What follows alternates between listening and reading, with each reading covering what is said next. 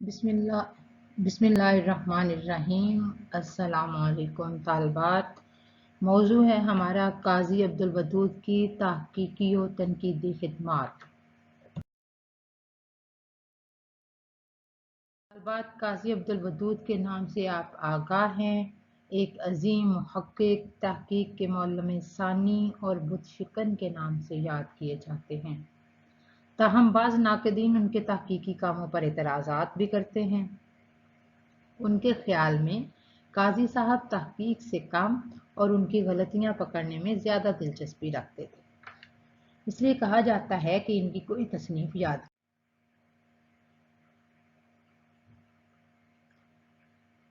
लेकिन ये बात दुरुस्त नहीं है। काजी साहब ने तहकीक व तनकीद के नुमायां कारनामों में जहान गालिब, उश्तरो सोजन, अयारस्तान, आवारा गर्दाशार, काते बुरहान, दीवाने जोशिश और कई किताबें हैं जिन पर उन्होंने तनकीद व तबसरा किया है। इनके बहुत से मज़ामीन मुख्तलिफ किताबों और रिसालों में भी शाया हुए।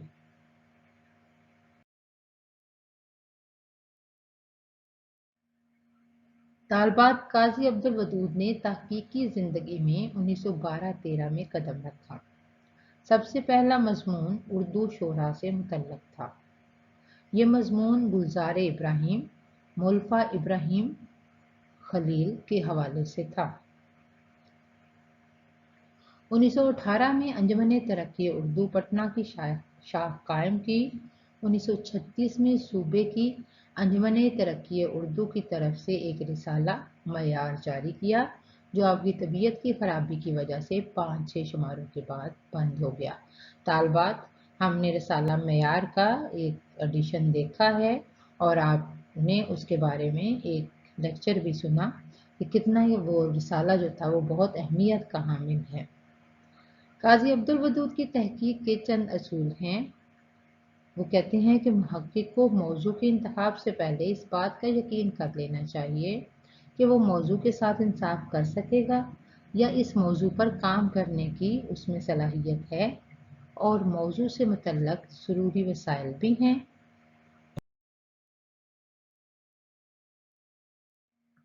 काजी अब्दुल वदूद कहते हैं कि बाज़ औक़ात किसी मौजू पर गैर जानबदारी से लिखना मुश्किल हो जाता है। ऐसे में मुहक्किक के सामने दो रास्ते हैं कि या तो सच का दामन हाथ से छोड़ दे या फिर मौजू पर काम करना छोड़ दे। काजी साहब दूसरे रास्ते को तरजीह देते हैं कि मौजू पर काम करना छोड़ दे। मुहक्किक को हर मौजू को यकसा अहमियत देनी चाहिए। किसी भी तहकीक में कुछ अहम और कुछ गैर अहम अज्जा होते हैं, लेकिन बाज़ औक़ात गैर अहम बात भी सियाक़ व सबाक़ के हवाले से अहम हो जाती है। तहकीकी इबारत लिखते हुए सीधी और रवां ज़बान इस्तेमाल करनी चाहिए। खताबिया अंदाज नहीं होना चाहिए। तशबीहात व इस्तारात सिर्फ नुक्ता नज़र की वजाहत के लिए हों। इबारत आराइश से पाक और वाज़ेह। अगर किसी मुसन्निफ़ की किताब उसकी ज़िंदगी में मुतअद्दिद बार शाया हुई है तो वो एडिशन सबसे ज़्यादा मुस्तनद होगा जो सबसे आखिर में छपा होगा। यानी काजी साहब ने ये असूल दिया है कि अगर आपने तदवीन करनी है तो कौन सा नुस्खा जो है सबसे ज़्यादा मुस्तनद होगा। अगर कोई किताब मुसन्निफ़ की ज़िंदगी में बार बार शाया होती है तो सबसे आखिर वाला जो नुस्खा है वो मुस्तनद शुमार किया जाएगा। कलमी नुस्खों में अगर एक ही तसनीफ़ के मुख्तलिफ मखतूतात में इख्तलाफ क़रात पाया जाता है, कभी उसमें किताबत की गलतियाँ आ जाती हैं, कभी मुसन्निफ़ खुद तब्दीलियाँ करता है, ऐसी सूरत में कलमी नुस्खा उसे करार दिया जाएगा जिसमें मुसन्निफ़ ने आखिरी बार इस्लाह की हो। काजी साहब ने अपने मुआसरीन पर खुलकर तनकीद की है और उनके तहकीकी कामों को नाकिस करार दिया है, मगर इसमें शक नहीं है कि वो जो भी तहकीकी गलतियाँ पकड़ते हैं वो मजबूत, मुदल्लिल और मुस्तहकम होती हैं। रशीद हसन खां काजी अब्दुल वदूद के बारे में लिखा। काजी अब्दुल वदूद साहब को उर्दू में तहकीक का मौलम सानी कहना चाहिए। तालबात, आप जानती हैं तहकीक का मौलम अव्वल कौन है? हम काफ़ी दफ़ा डिस्कस कर चुके हैं کہ حافظ محمود شرانی کو اردو میں تحقیق کا معلم اول کہا جاتا ہے۔ میرا خیال ہے کہ نئی نسل تحقیق کے آداب اور انداز سے قاضی صاحب کے توسط سے آشنا ہوئی ہے۔ پچھلے 25-30 برسوں میں احتیاط پسندی کا جو رجحان بڑھا ہے، شک کرنے یا مضبوط دلیلوں کے بغیر دعووں کو قبول نہ کرنے کا انداز جس طرح فروغ پذیر ہوا ہے اور منطقی استدلال نے جس طرح اہمیت حاصل کی ہے، یا دوسرے لفظوں میں زود یقینی اور خوش اعتقادی نے جس طرح کم اعتباری کی سند پائی ہے، اس میں قاضی صاحب کی تحریروں کا بڑا دخل ہے۔ یعنی تحقیق کو معیاری سمت میں گامزن کرنے میں قاضی عبدالودود کی خدمات کو فراموش نہیں کیا جا سکتا۔ ان کی بے لچک شخصیت، ان کے بے جھجک انداز گفتگو اور ان کے سخت گیر احتساب نے اس زمانے میں تحقیق کے طالب علموں کی ذہنی تربیت کی ہے، اور ان کی تحریروں نے یہ بتایا ہے کہ تحقیق کی زبان اور پیرائے اظہار میں انشا پردازی، مرصع کاری اور الفاظ کے بے محابہ استعمال کی مطلق گنجائش نہیں۔ طالبات، آپ جانتی ہیں کہ قاضی عبدالودود محقق ہونے کے ساتھ ساتھ نقاد اور مورخ بھی ہیں۔ انہیں ادب کے ساتھ ساتھ تاریخ سے بھی دلچسپی تھی۔ انہوں نے بہت سے شعراء کے تذکروں کی تدوین کی ہے۔ دوران تدوین متن کی تفہیم میں بڑی دقت نظری سے کام لیا ہے۔ جن تذکروں پر جزوی یا کلی کام کیا ہے وہ درج ذیل ہیں: آب حیات اور طبقات الشعراء، آب حیات کے دو ماخذ، اقتباس سفینہ خوشگو، بیدل اور تذکرہ خوشگو، تاریخ ادبیات اردو، مصنف محمد صادق، تذکرہ روز روشن، تذکرہ شورش، تذکرہ مسرت افزا، تذکرہ یوسف علی خان، گلشن بخار اور بہت سے دوسرے تذکرے شامل ہیں۔ قاضی عبدالودود نے اسد اللہ خان غالب پر بھی بہت کام کیا ہے۔ غالب کے فکر و فن کا بڑی دقت نظری سے مشاہدہ کیا ہے۔ قاضی صاحب کو دیوان غالب زبانی یاد تھا۔ قاضی عبدالودود کی کتاب آوارہ گرد اشعار اردو تحقیق کے حوالے سے اہم ہے۔ اشعار اور شعراء کے حوالے سے یہ مثالیں دیکھیے: ایک ٹیس جگر میں اٹھتی ہے، ایک درد صدر میں ہوتا ہے، ہم راتوں کو رویا کرتے ہیں جب سارا عالم سوتا ہے۔ قاضی صاحب نے تحقیق سے یہ بتایا کہ یہ شعر ضیاء عظیم آبادی کا ہے اور ان کے دیوان ریاض شاداب میں ہے۔ عشرت لکھنوی نے یہ شعر میر کی طرف منسوب کیا تھا۔ قاضی عبدالودود بلا شبہ ایک مستند محقق ہیں۔ انہوں نے اردو اور فارسی کے گمشدہ خزانے تلاش کیے اور ان نکات پر بحث کر کے تحقیق کا حق ادا کیا۔ قاضی عبدالودود کی کتابوں کو پڑھنا نہ صرف ادب کے نئے طالبین بلکہ مخصوص قارئین کے لیے دشوار کام ہے۔ قاضی عبدالودود نے ان مضامین کو اس طرح کتابوں میں شائع کر دیا ہے جس طرح وہ رسالوں میں شائع ہوئے تھے۔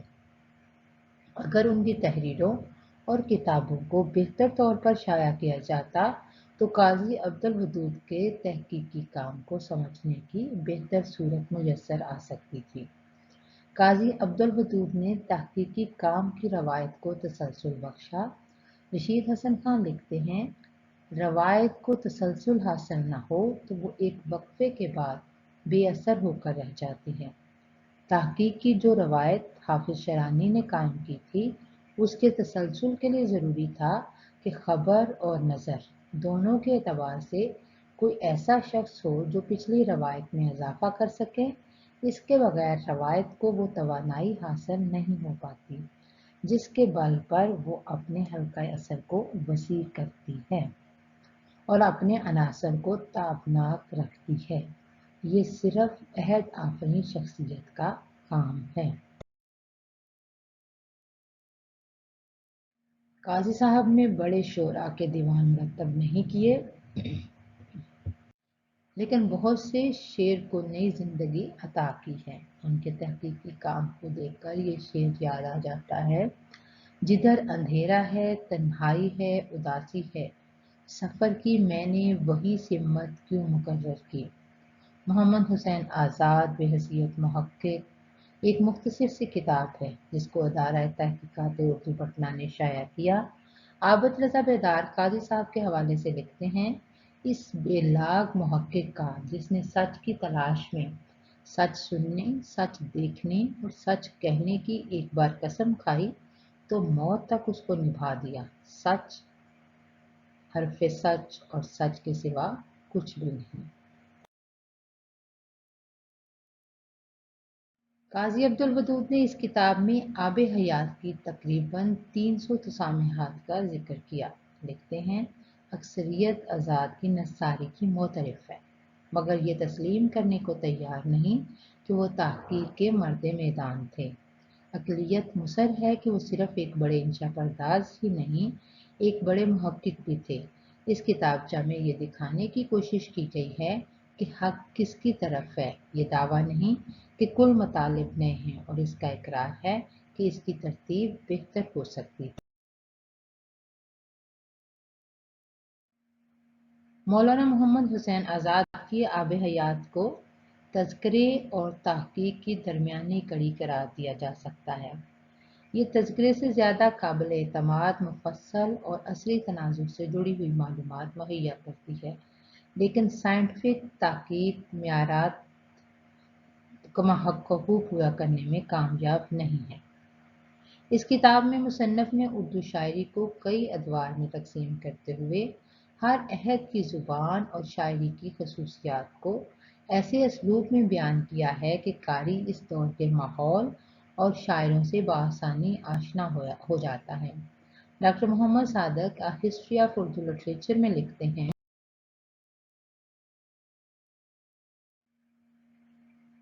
in 1881 came out of Azad's great work Ab-e-Hayat or History of Urdu Poet. Ab-e-Hayat is a carefully documented book. Its sources are: number one, the old Tazkiras mentioned by the author is the text of footnotes, of which by far the most important is Tazkira-e-Shura Urdu by Hakim Abdul Qasim Mir Qudratullah Qasim. Number two, oral information obtained from the friends and the relatives of the poet. And the third one is material obtained by correspondence. With regards to these third sources, happen to possess some of the letters addressed to him, and I find that he has been scrupulously honest in using them.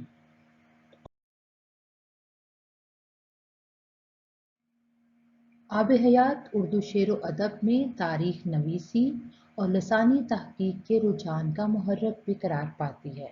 Syed Abdullah लिखते हैं, आब हयात वो किताब है जिसमें आज़ाद ने तज़किरा निगारी के असलूब से हटकर शायरी की तारीख निगारी की है।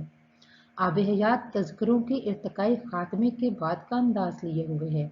इस सिलसिले में सैयद मसूद हसन रिजवी रकम दराज हैं। आब हयात जिस ज़माने में लिखी गई वो इस नौइयत की किताब की तालीफ का आखिरी मौका था। हज़रत आज़ाद ने इस हकीकत को समझकर उस मौका का ऐसा फ़ायदा उठाया जो इन्हीं का सा जामे सफ़ात मुसन्निफ उठा सकता है। इस हकीकत से इनकार नहीं कि आब हयात जदीद तहकीक की कसौटी पर पूरा नहीं उतरती। तहकीक सच की तलाश और हक़ाइक़ की बाज़याफ़्त का नाम है, और जिस दौर में आब हयात लिखी गई बहुत सी अहम किताबों को ज़माने की गर्द में अटी हुई और कुछ ज़ेवर तबा से आरास्ता ना थीं, इसलिए तहकीकी अगलात का मार्ज़ वजूद में आना फितरी अमल था। इसकी मिसाल ऐसे बच्चे की है जो रेंगने की उम्र से निकलकर चलने लगे और तवाज़ुन खो दे, लेकिन दूसरी तरफ वक्त से पहले खिलने वाले फूल की मानद ये किताब आने वाली तहकीकी बहारों की अमीन भी है। बकौल शायर, तमाशा कौन बनता, लोग पत्थर मारते किसको, अगर सतह अवामुन्नास पर मैं भी उतर आता। आब हयात पर भी कई तनकीदी पत्थर बरसाए गए, लेकिन सच तो यह है कि हद से ज़्यादा एहतियात और अरब-रेज़ी के बाद भी तहकीक में गलती से मुनफ़र नहीं। चुनांचे वसाइल की कमी और तहकीकी नमूने की गैर मौजूदगी के सबब आब हयात पर जो एतराज़ात उठाए गए हैं, हम यहाँ उन पर नज़रसानी की कोशिश करेंगे। और डॉक्टर सैयद अब्दुल्ला के बकौल, आज़ाद ने पुरानी तज़किरा नवीसी के अंदाज़ बदल दिए और आब हयात लिखकर उर्दू शायरी की पहली बाअसूल तारीख लिखी। उन्होंने आने वाले अदबी मौरखों की रहनुमाई के लिए एक ऐसी कंदील रोशन कर दी जिससे आज तक मुसाफिराने राह तहकीक मुस्तफ़ीद हो रहे हैं। बहुत शुक्रिया तालबात, आपने काज़ी अब्दुल वदूद के मुतल्लक़ जाना और किसी हद तक आब हयात से के बारे में भी कुछ मालूमात आपको दी गई। काज़ी अब्दुल वदूद ने जो 300 तसामेहात का जिक्र किया है, उनमें से चंद तसामेहात जो है वो हम अगले लेक्चर में डिस्कस करेंगे। बहुत शुक्रिया।